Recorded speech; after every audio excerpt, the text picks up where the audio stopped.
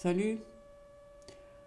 Aujourd'hui, j'avais envie qu'on parle des mathématiques, un phénomène de mathématiques, entre guillemets, et du déluge.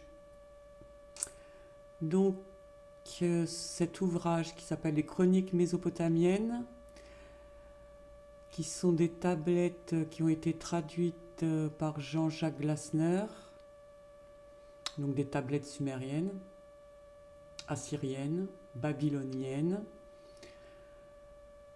vont présenter entre autres la durée de règne des rois des différentes contrées,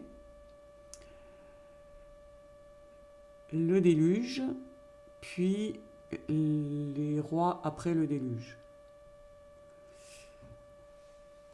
Donc, pour les chroniques royales,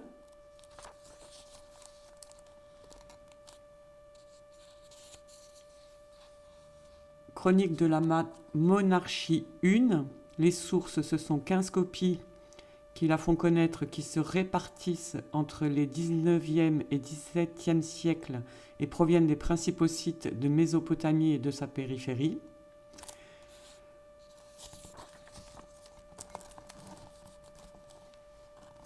Bon, désolé, ma caméra est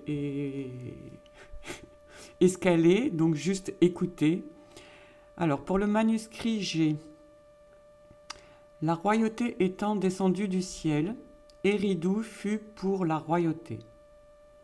À Éridou, Aloulim fut roi. Il régna 28 800 ans. Al-Algar régna 36 000 ans. Deux rois régnèrent 64 800 ans. Éridou fut abandonné, sa royauté fut portée à Bad Tibira. À Bad Tibira, Enenlouana régna 43 200 ans. Enmengalana régna 28 800 ans. Le divin Dumuzi, le pasteur, régna 36 000 ans. Trois rois régnèrent 108 000 ans. J'abandonne Bad Tibira, sa royauté fut portée à Larak. À Larak, Ensipazi Anna régna 28 800 ans. Un roi régna 28 800 ans. J'abandonne Larak, sa royauté fut portée à Shipar. À Sipar, Enmendur Anna fut roi. Il régna 21 000 ans. Un roi régna 21 000 ans. J'abandonne Sipar, sa royauté fut portée à Surupak. À Surupak, Ubar. Je crois que je me suis répété, désolé. À Surupak, Ubar Tutu fut roi. Il régna 18 600 ans. Un roi régna 18 600 ans. 5 villes, 8 rois régnèrent 385 200 ans. Ici. Donc là, on a le total depuis Éridou jusqu'à Churupak. Le déluge nivela. Après que le déluge eut nivelé, la royauté étant descendue du ciel, Kish fut pour la royauté. À Kish, Gaour fut roi.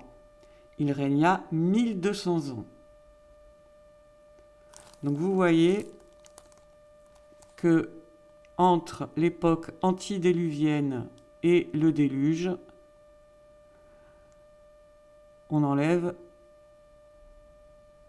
un zéro à peu près, déjà, on va dire. Donc voilà, ça je trouve ça vraiment intéressant.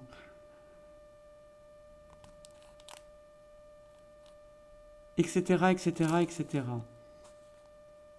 Donc on passe de ville en ville. Certains vécurent 840 ans, 720 ans,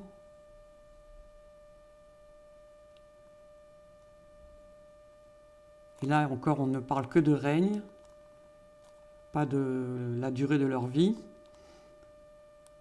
à ces rois.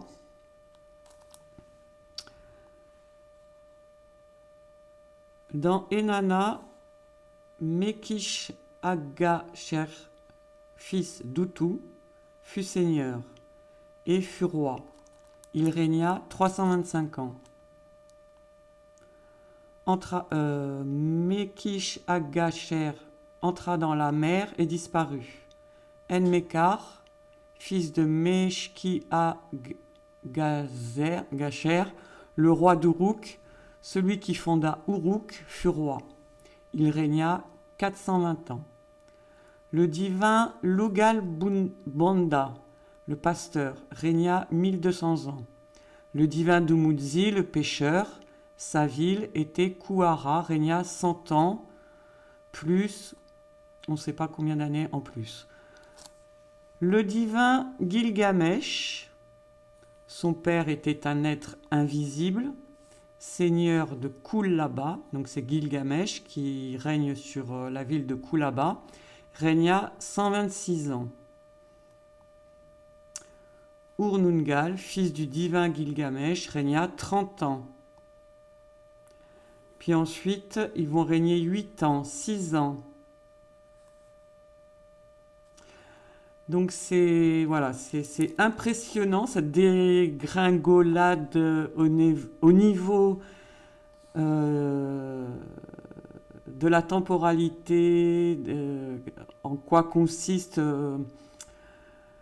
une année à une certaine époque et à une autre. Voilà, c'était donc ça que j'avais envie d'évoquer avec vous aujourd'hui. La durée mathématique, si on peut dire ça, et entre l'époque antédiluvienne et post-déluge. Merci.